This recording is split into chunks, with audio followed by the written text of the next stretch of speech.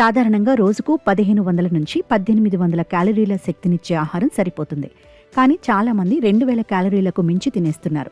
సగటున 200 నుంచి 500 క్యాలరీలు అదనంగా తీసుకోవటం వల్ల అది కొవ్వుగా మారి శరీరంలో పేరుకుపోతోంది. ఫలితంగా బరువు పెరుగుతూ ఊబకాయం దిశగా అడుగులు వేస్తున్న పరిస్థితి. రోజుకు 1200 క్యాలరీలు మాత్రమే తీసుకుంటే లోటు ఏర్పడి మిగిలిన 300 క్యాలరీల శక్తిని కొలెస్ట్రాల్ నుంచి శరీరం పొందుతుంది. ఫలితంగా బరువు తగ్గేందుకు అవకాశాలుంటాయి.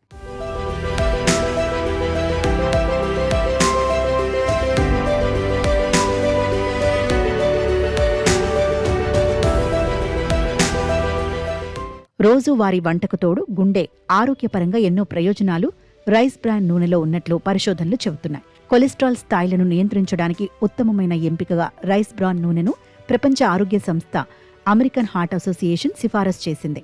రైస్ బ్రాన్ ఆయిల్లో ఒరేజనాల్ అనే సహజమైన యాంటీ ఆక్సిడెంట్ చెడు కొలెస్ట్రాల్ తగ్గించి మంచి కొలెస్ట్రాల్ పెంచుతుంది.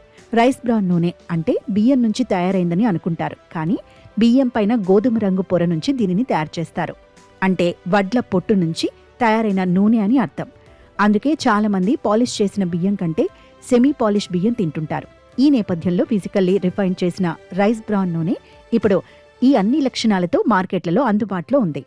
బియ్యం పైన కనిపించే గోధుమ రంగు పొట్టులో ఒరేజినాల్ అనే సూక్ష్మ పోషకం శరీరంలో చెడు కొలెస్ట్రాల్ను తగ్గించి మంచి కొలెస్ట్రాల్ పెంచడంలో సహాయపడుతుంది. శరీరంలో కొలెస్ట్రాల్ నియంత్రణలో ఉంచుకోవడానికి ఇదే సమర్థవంతంగా పనిచేస్తుందని ప్రపంచ ఆరోగ్య సంస్థ కూడా సిఫారసు చేసింది. ఫిజికల్లీ రిఫైన్ చేసిన నూనెలో 10,000+ ppm వరకు ఒరేజినాలు ఉంటే సహజ యాంటీ ఆక్సిడెంట్ మాదిరిగా పనిచేసి మీ శరీరంలో కొలెస్ట్రాల్ స్థాయిని నియంత్రణలో ఉంచుతుంది. భారతీయులు ఆహార పదార్థాలను అధికంగా ఉడికించి తీసుకుంటారు.